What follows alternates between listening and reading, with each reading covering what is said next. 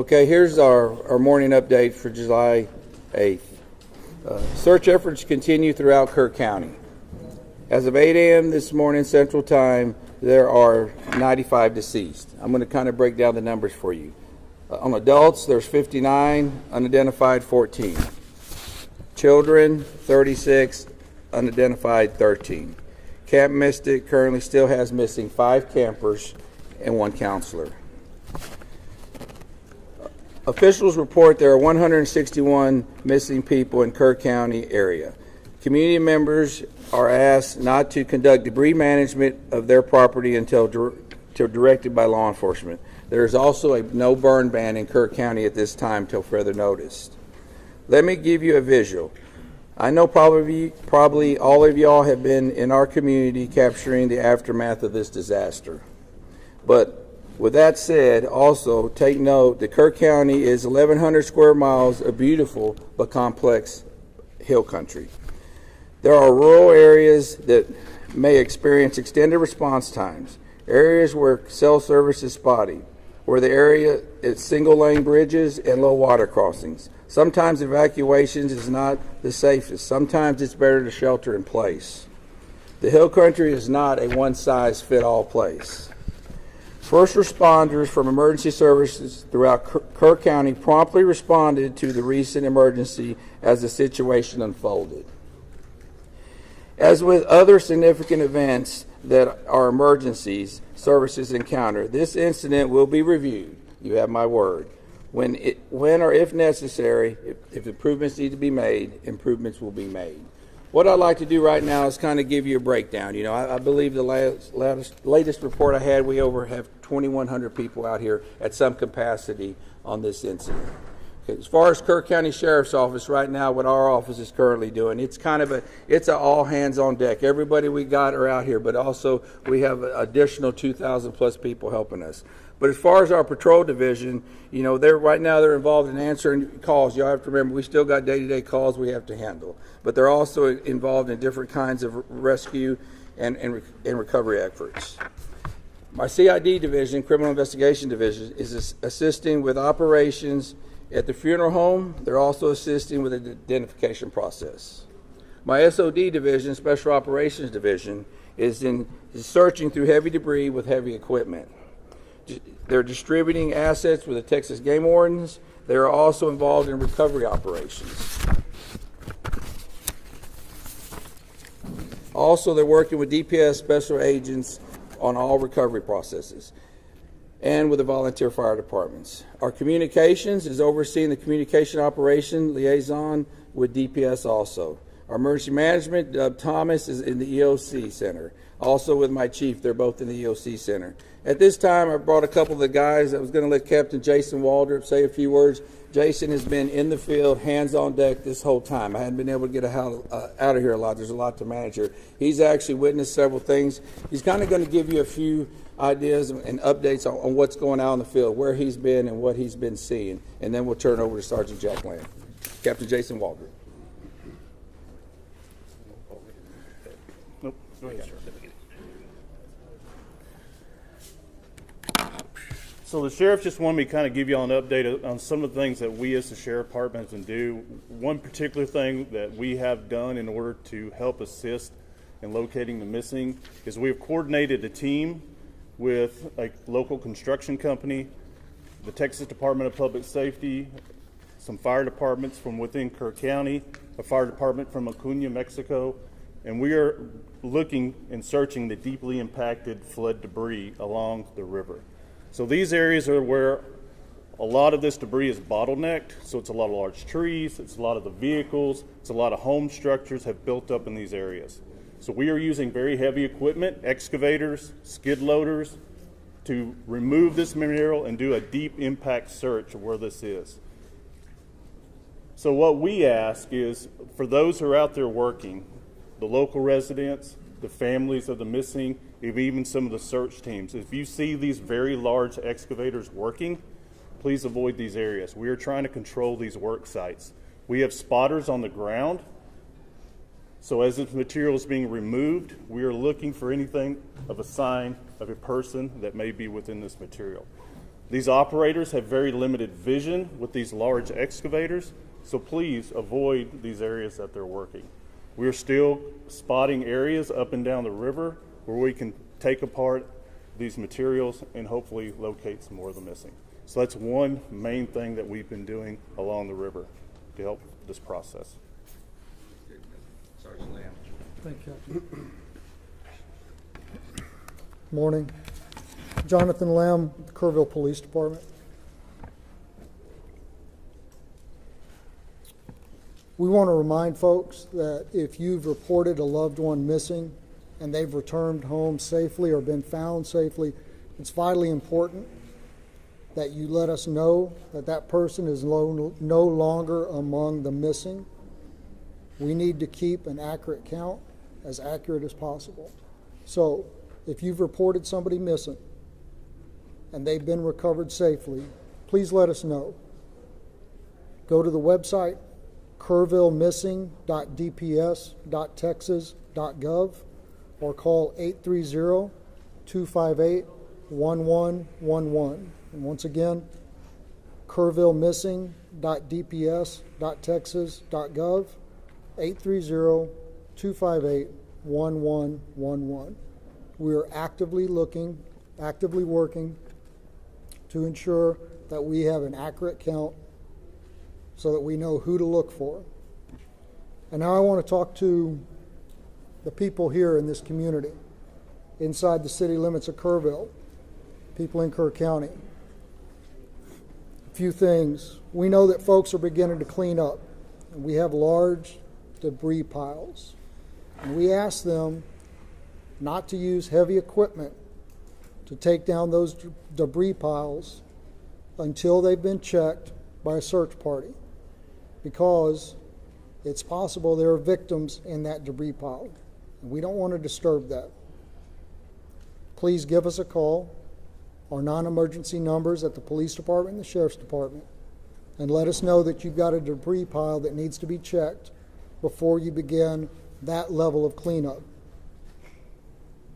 Sheriff Letha mentioned the burn ban. That's countywide.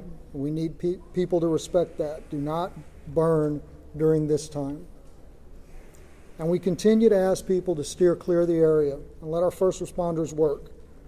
Again, this operation is ongoing and continuous. Our first responders are trying to get to places to do their jobs. And people come in here from outside the community and people within the community who want to go sightsee and look at the river and see the flood damage. It's making our job very hard. We ask folks to give us room to work. I want to talk a little bit about the events that happened on the morning of July 4th, what the Kerrville Police Department and other first responders were doing in those early morning hours. And I want to start outside of Kerrville, out in Hunt. Now, for those of you who went out there yesterday with the governor, y'all know that Highway 39 crisscrosses the Guadalupe again and again and again. And all of those low water crossings, when they flood, they create islands where you can't get in and you can't get out, trapping people in their homes, trapping people in vehicles. And that's what happened on the morning of July 4th. One of our patrol sergeants lives out there in Hunt, and he got up, he got ready to go to work, and he realized when he hit the intersection of FM 1340 and Highway 39 that he was trapped on an island that was Hunt, Texas. And he saw people, dozens of people, trapped on roofs. He saw people trapped in swift moving water. He gave them encouragement over his public address system in his vehicle. He told them to be strong, that he would get to them as quickly as he could, and to hang on. And he knew he needed help. He went to another detective, Kerrville Police Department detective who lives out there, and he woke him up, and he said, "It's bad. I need you to get your gear on and come find me." And then he went back out. And for 13 hours, those two officers, along with some Hunt volunteer fire department firefighters, and an emergency room doctor provided care to that Hunt community. When it was safe to do so, they waded into the water and they rescued people. They got people down off of roofs. They collected them there at the Hunt School. There was a young boy with a pretty severe leg injury that was given first aid treatment throughout the day. Other people came. Many of them were injured. They provided first aid. They coordinated helicopter evacuations for the most critically injured, communicated the situation back to our emergency dispatch center at the Kerrville Police Department. When the waters began to recede, they knew that vehicles would be making their way out there when it was safe to do so.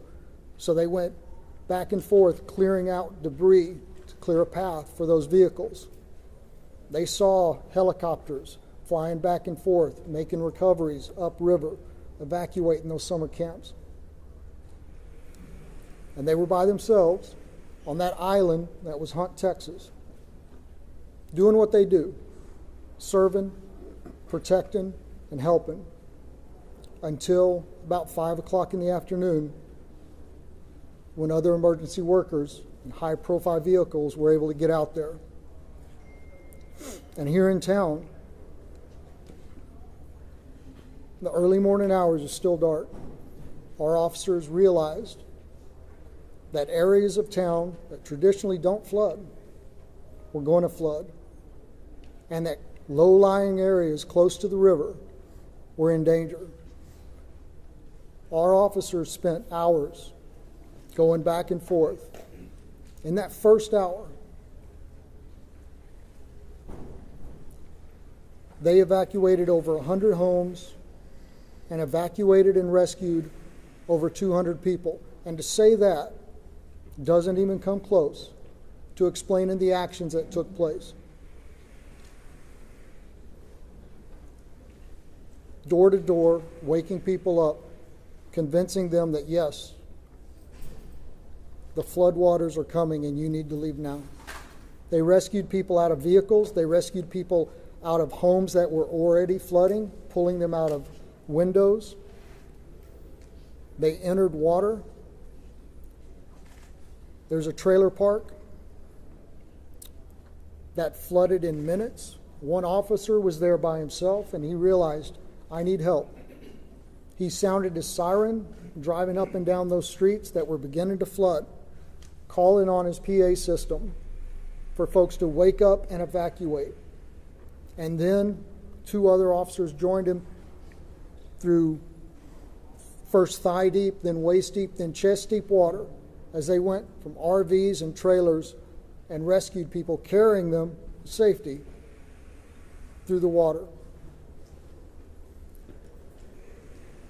Out on old FM 689, there were 2 people trapped in the water, clinging to a tree. 2 officers were there when a third one drove up. And one of them was wrapping a 100-foot flex line garden hose around his waist to go into the water and rescue those people. And those 3 officers went into the water, and one of them held that hose and acted as an anchor, while those other 2 made their way to those 2 victims, and they were able to evacuate them safely. Folks, I don't know how many lives our KPD team saved in an hour in Kerrville, but I know that this tragedy, as horrific as it is, could have been so much worse. And finally, I want to tell you about a member of our KPD team. These guys have been working around the clock. 4th of July traditionally is a all hands on deck event for us, because we hold an amazing concert on the river. On July 4th, it was an all hands on deck event for a very different reason. But our officers had been working without time off, without any downtime, 16, 18, 20-hour shifts, without complaint. Yesterday was the first day we were able to give a couple of them some downtime. So we sent an officer home to rest. But rather than taking a day off, a much well-deserved day off, he got up and he put on his gear and he volunteered to go out on foot with a ground search party. And he spent his day up and down the Guadalupe River, going over, under, around trees, searching for victims to try and reunite the missing with their families.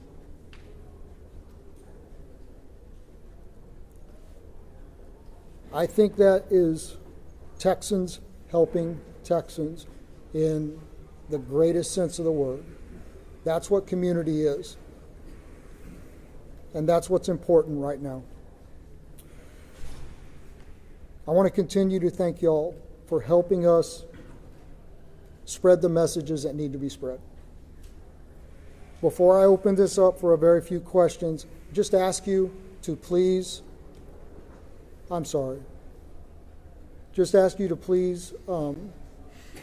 say your name and who you're with before we do that. Yes, sir, right here.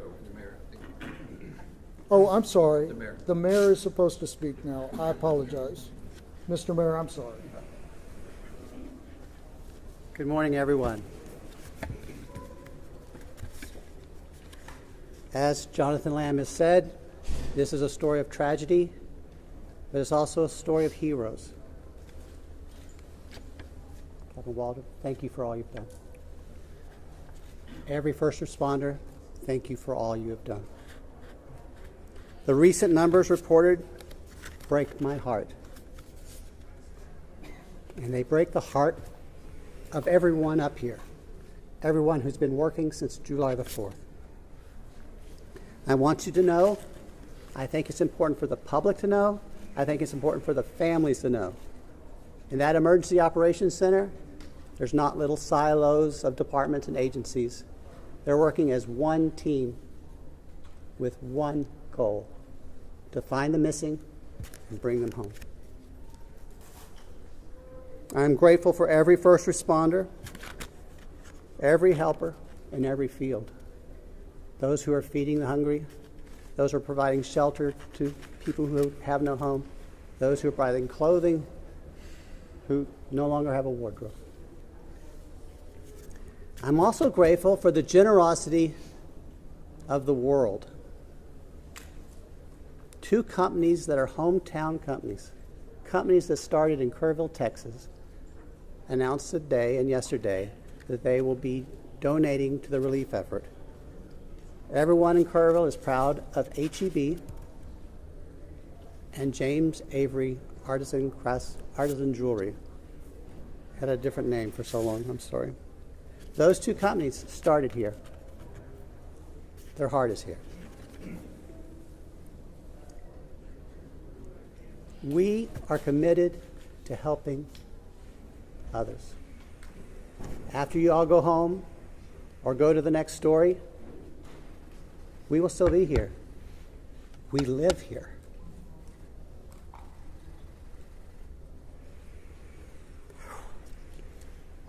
We've lost friends here. If you feel able to donate to the relief fund, the best source we are recommending is the Community Foundation of the Texas Hill Country. That's the community their website is communityfoundation.net. There's a link at the top of that page to help you donate.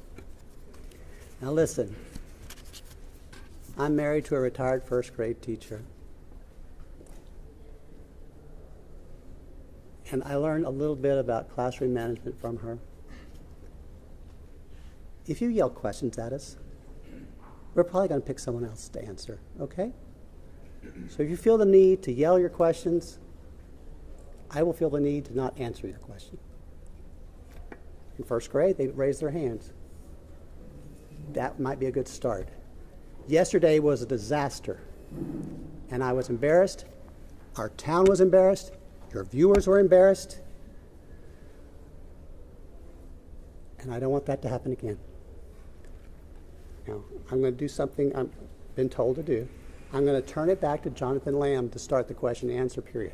However, please make my retired first grade teacher wife proud and raise your hands. Thank you.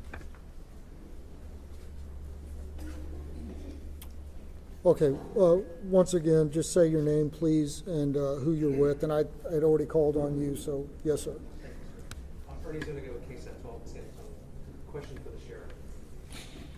The code red alert system has come under a lot of scrutiny in recent days, and now there's reports of a timeline on Friday morning where an Ingram volunteer fire department commander asked the Kerr County Sheriff dispatcher for the code red to be issued. The dispatcher says, I can't, I have to get a supervisor's approval for that. Almost 6 hours passes until 10 o'clock, when 10:04, when the code red is issued. How do you account for that lapse of time? What happened and what could have happened in that time? Okay. As I've said earlier, with every significant event, we're going, with every emergency, we're going to have to, there's going to be an after action. Please, y'all, listen to those words, after action, okay? Those questions are going to be answered. I believe those questions need to be answered to the family of the missed loved ones, to the public, to the people that put me in this office. Those need to be, and I want that answer, and we're going to get that answer. And I know that's going to be asked over and over. Please understand that. We're not running. We're not going to hide from everything. That's going to be checked into at a later time. I wish I could tell you that time. I don't know that time. Let me share something with y'all. One of the main things I've been doing is going and visiting the family. We still have some of those missed loved ones here. I go visit them twice a day. As a sheriff, what I want is I want closure for those people. Okay, and those are important questions. We will answer those questions. I wish y'all would bear with me in that.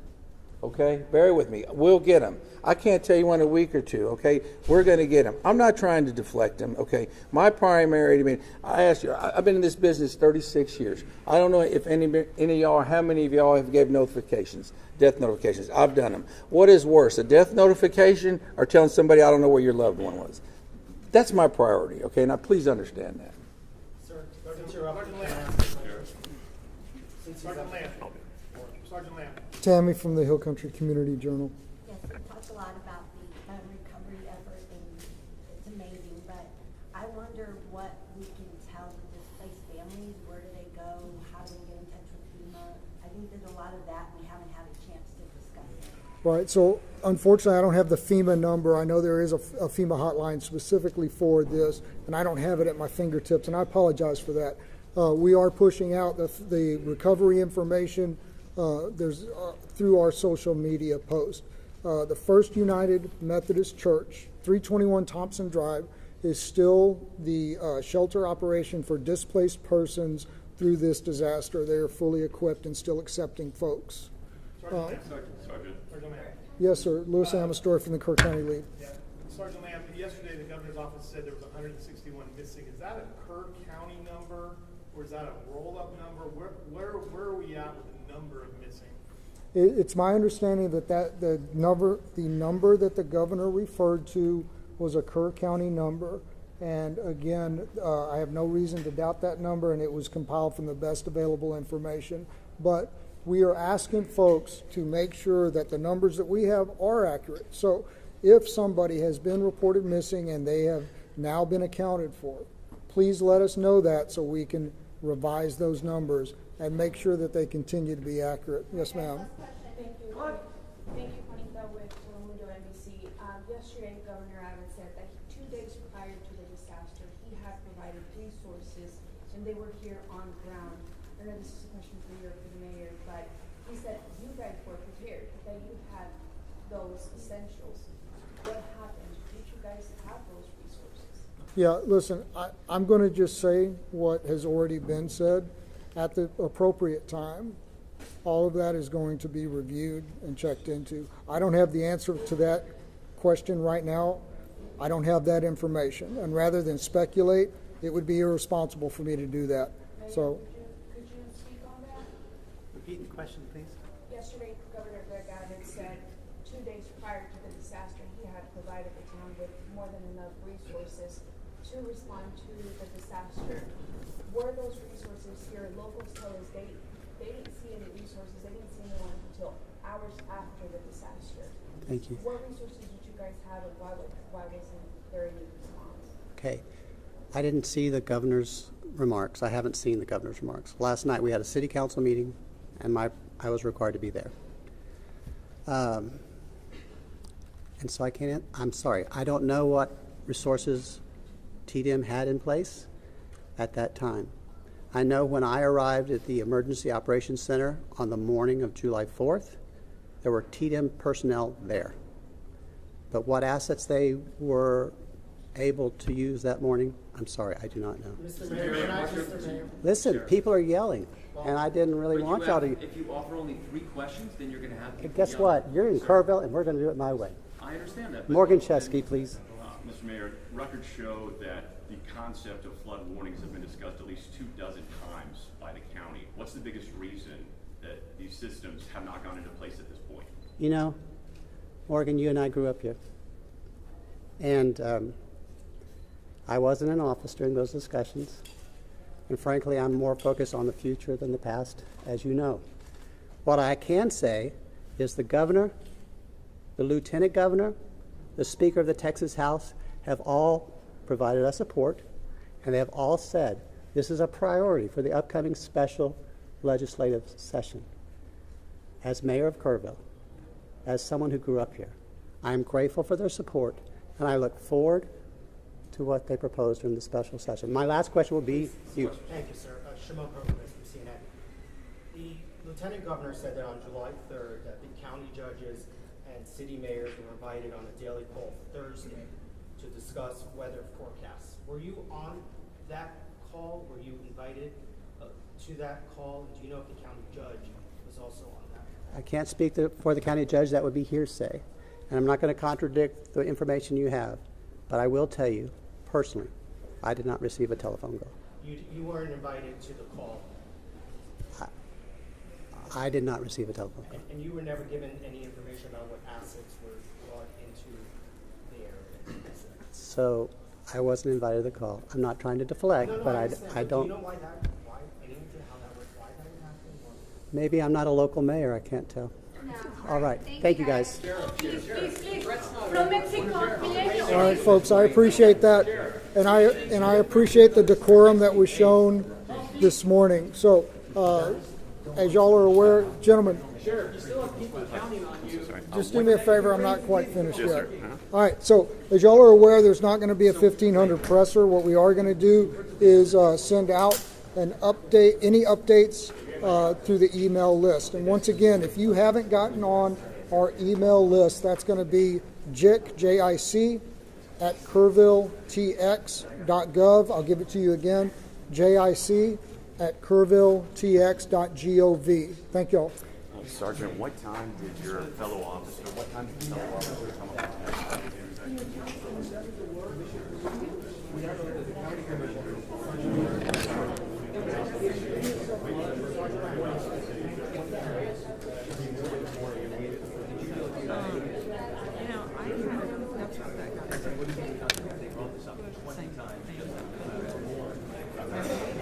We just talked.